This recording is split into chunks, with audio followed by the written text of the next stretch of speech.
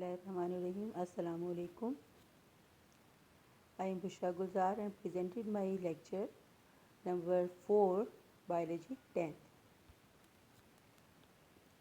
Today our topic is fragmentation. This is a type of asexual reproduction. As you know, when a certain worm जो है grow करता है and to full size spontaneously break up into 8 or 9 pieces.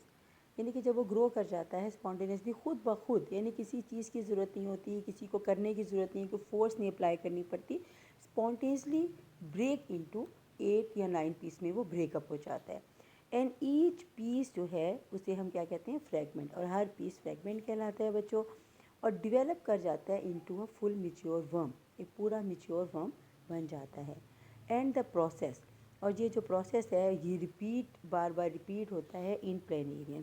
Planaria जो होता है, जिसका पहले आपने पढ़ा था कि जो 1 से 2 में डिवाइड हुआ था और दोनों पीसीज में अपने जो उनके पार्ट्स नहीं थे उसमें खुद ही उसे प्रोड्यूस कर लिया था.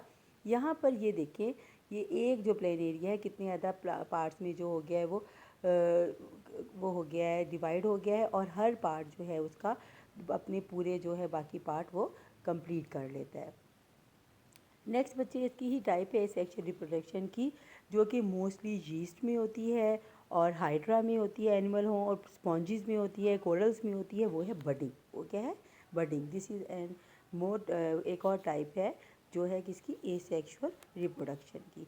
In this type of asexual reproduction होगा क्या, अब बड डिवेलप, एक बड डिवेलप होगी एक स्मॉल उसमें, जिसमें एक out growth on parent body. Parent की जो बॉडी है इसके ऊपर एक छोटी सी बड देखिए आप, ये इसमें यहाँ पर इसकी बन रही है. उसके बाद वो ग्रो करेगी और पूरी जो यीस्ट है, ये जो इसमें आप कहते हैं यूनिसेलुलर फंगस होती है बेटा, आपको पता है इसे, जो आपका योगर्ट बनता है वो इसी के ज़रिए बनता है ना, आपकी यीस्ट के ज़रिए बनता है ना. ये बन जाती है एक साइड पर सेल के, और न्यूक्लियस ऑफ द सेल सबसे पहले देखें इसमें डिवाइड होगा और 1 से 2 में डिवाइड होगा. उसके बाद वो जो न्यूक्लियस है वो मूव कर जाएगा इस बड की तरफ जो उसकी बॉडी के ऊपर एक साइड पे अपीयर हुई है.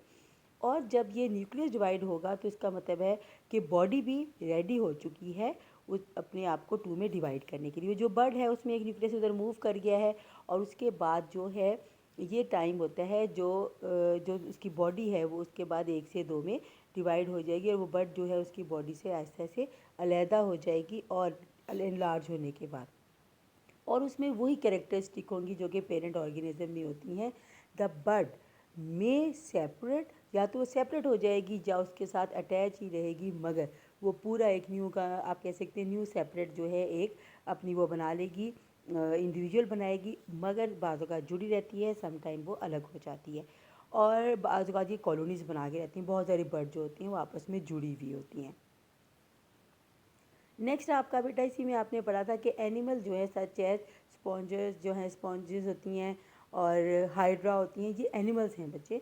और कोरल्स ये सब आप कह सकते हैं कि ये मरीन वाटर हैं, सारे के सारे समंदर में मिलते हैं. और ये क्या होती हैं, सब बडिंग के ज़रिए ही अपनी बॉडी को, अपनी जो है नंबर को, अपनी तादाद को बढ़ाती हैं. आ स्मॉल बर्ड फॉर्म बनती है on the side of the body, body की साइड पर, बाय माइटोसिस. किसके ज़रिए बनती है, माइटोसिस की उस पर.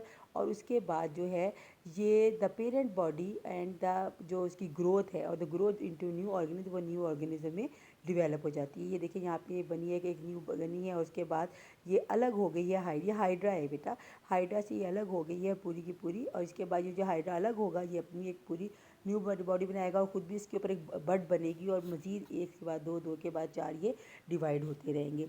और कोरल्स में क्या होता है, जो वो है बर्ड है वो डिटैच नहीं होती और उसके साथ पेरेंट बॉडी के अटैच रहती है, इसीलिए वो बहुत बड़ी बड़ी कोरल जो हैं वो कॉलोनियाँ बना लेती हैं, हम कोरल रीफ कहते हैं. और वो न्यू ऑर्गेनिज्म में बनती है, मगर वो अपनी पेरेंट के साथ अटैच ही रहती है. नेक्स्ट जो है ये आपको समझ आ गई होगी बेटा, बडिंग में फ्रेगमेंटेशन में बॉडी ने वो करना था, डिवाइड होना था 2 या 9 to 8 पीसीज में, और हर पीस ने मुकम्मल कंप्लीट इंडिविजुअल बन जाना था. जबकि बडिंग में क्या हुआ था, पहले जो उसका सेल था, जो हमने जीन्स में बडिंग पढ़ी, थोड़ी सी डिफरेंट थी जो एनिमल में होती है उससे, क्योंकि वो फंगस है. उसमें क्या हुआ था, पहले न्यूक्लियस जो है था आपने पढ़ा था कि डिवाइड होगा, उसमें जाएगा, उसके बाद पूरी बॉडी के ऊपर बड जो है जो डेवलप हुई थी, प्रोड्यूस हो रही थी ऐसा ऐसा. वो या तो जुड़ी रहेगी या अलग होकर पूरा एक वो बना देगी, जी इसका एक नया पार्ट बना देगी। इसी तरह कोलर लीफ में, हाइड्रा में होता है, स्पॉन्जिस में। कोलर लीफ में तो अलग होते ही नहीं, कभी भी अलग नहीं होते, जो डिटैच नहीं होते, जुड़े रहते हैं। बड़े बड़े कोलर लीफ की बहुत बड़ी बड़ी वो बना देती हैं, कॉलोनीज बन जाती हैं। नेक्स्ट आ गया spore formation. Spore formation generally जो आपको ये फंजाई में नज़र आता है कि फंजाई में जो राइजोपस है, जिसकी एक बहुत बड़ी एग्जांपल है कि वन राइजोपस रीचेज रिप्रोड्यूसिस एज, जब वो रिप्रोड्यूस होने की एज पर पहुंचता है तो बॉडी, इसकी बॉडी जो है से थिक वॉल स्पोर बनाती है, जिसे हम क्या कहते हैं, स्पोरेंजिया कहते हैं। और स्पोरेंजिया जो है वो एक उसके अंदर, स्पोरेंजिया के अंदर बहुत ज़्यादा वो डिवाइड होता है सेल, बहुत ज़्यादा उसके अंदर स्पोर्स होती हैं, और हर स्पोर जो होता है वो थिक वॉल से कवर होता है, जिसे कि हम सिस्ट कहते हैं। और ये अनफेवरेबल कंडीशन में इसको प्रोटेक्ट करती है ये सिस्ट, मगर जैसी फेवरेबल कंडीशन होती हैं ये ग्रो करके ये ब्रस्ट होती हैं, हज़ारों की तादाद में जो है स्पोर्स बिखर जाती हैं, और बहुत ज़्यादा आप कह सकती हैं कि राइजोपस जो है इसको वो प्रोड्यूस कर लेते हैं। अब आपकी नेक्स्ट आ गई बेटा, ये अंडर बात औकात क्या होता है कि अनफेवरेबल जो कंडीशन होती हैं उसमें ये जो आपकी स्पोर्स होती हैं, ये अनफेवरेबल कंडीशन में क्या करती हैं, ये एक छोटी सी एंडोस्पोर प्रोड्यूस कर लेती हैं। देखिए इसके अंदर ये एंडोस्पोर है, और ये एंडोस्पोर जो है बैक्टीरिया के अंदर आपको ये नज़र आ रही है बच्चों। ये क्या करती है, ये जो आपकी बेसिलस स्पीशीज़ है, इसमें ख़ास तौर पे ये बहुत ज़्यादा आप कह सकते हैं फेमस है। ये बैक्टीरिया सेल के अंदर बनती है एंडोस्पोर, और ये क्या करती हैं, ये अंदर ही रिप्रोड्यूस होती हैं, किसके, बैक्टीरिया के अंदर ही। और उसके बाद जब वो पेरेंट सेल को ब्रेक करके बाहर निकलती हैं तो वो एज इट इज़ होती हैं, पूरी की पूरी मौजूद होती हैं, और ख़ुद को न्यू ऑर्गेनिज्म में, न्यू प्लांट में प्रोड्यूस कर लेती हैं। अब उसके बाद क्या है कि ये नेक्स्ट आपका आ गया parthenogenesis. Parthenogenesis is also consider as a form of asexual reproduction. ये क्या होता है कि अनफर्टिलाइज जो एग होता है किस चीज़ का, किसी भी उसका, ख़ास तौर पे सम फिशेस होती हैं, फ्रॉग्स होती हैं, इंसेक्ट्स होती हैं, वो पार्थेनोजेनेसिस से आप ये कह सकते हैं कि वो रिप्रोड्यूस होती हैं, और ये डिवेलप हो जाती हैं अनफर्टिलाइज्ड एग न्यू ऑफस्प्रिंग में। फर्टिलाइजेशन आपको पता है कब होती है, एग जब स्पर्म से मिलकर फर्टिलाइज होता है और जाइगोट बनाता है। इसमें अनफर्टिलाइज एग ने क्या करना है कि वो पूरा एक न्यू ऑफस्प्रिंग प्रोड्यूस कर देना है। और ये ऐसे हनी बीज में जो होती है, क्वीन हनी बी होती है, वो ले जो एग को जब ले करती है हनी कॉम्ब के अंदर, तो मैनी एग जो है remain unfertilize and develop into haploid males through parthenogenesis. At the same time some egg जो होते हैं फर्टिलाइज होती हैं, जो मेल हनी बीज बनाती हैं और डिप्लॉयड फीमेल बनाती हैं, और न्यू क्वीन और वर्कर भी इससे प्रोड्यूस होती हैं। नेक्स्ट बेटे आपका टॉपिक है वेजिटेटिव प्रोपगेशन। मैनी जो होती हैं बेटा, जो वेजिटेटिव प्रोपगेशन क्या है कि बहुत से वेजिटेटिव पार्ट जो होते हैं प्लांट, कैसे रूट है, स्टेम है, लीव है, वो न्यू प्लांट्स प्रोड्यूस करती हैं, जिसे हम वेजिटेटिव प्रोपगेशन कहते हैं। यानी सीड नहीं होते उसके लिए, क्या होता है, रूट, स्टेम या लीव से न्यू जो हैं प्लांट्स बन जाते हैं। आपने देखा होगा मोस्टली, जैसे कुछ जो हैं आपने किसी की आप रूट लगा देते हैं, फॉर एग्जांपल इसमें आप राइजोम्स ले लें जिंजर की, या कॉम्स ले लें, या फिर आपकी जिस तरह अनियंस होती है उसका बल्ब होता है, या स्टेम होती है पोटैटो की, ये न्यू पूरा प्लांट प्रोड्यूस कर देते हैं। इस सब को हम क्या कहते हैं, वेजिटेटिव प्रोपगेशन। जबकि पार्थेनोजेनेसिस की आपको बेटा अगर समझ ना आई हो तो मैं दोबारा एक दफ़ा आपको समझा देती हूँ कि पार्थेनोजेनेसिस को भी हम कंसीडर करते हैं अ फॉर्म ऑफ एसेक्सुअल रिप्रोडक्शन। इसमें क्या होता है कि पूरी जो बॉडी है उसकी किसी भी उसकी जो एसेक्सुअल रिप्रोडक्शन में जो एग होता है अनफर्टिलाइज एग ही प्रोड्यूस कर देता है न्यू ऑफस्प्रिंग। जबकि एग इसके अलावा जो है एग ने फर्टिलाइजेशन के बाद ही प्रोड्यूस करना होता है न्यू ऑफस्प्रिंग। मगर ये किस कहाँ कहाँ होता है, कुछ फिशेस में होता है, फ्रॉग में होता है, और इंसेक्ट्स में भी होता है।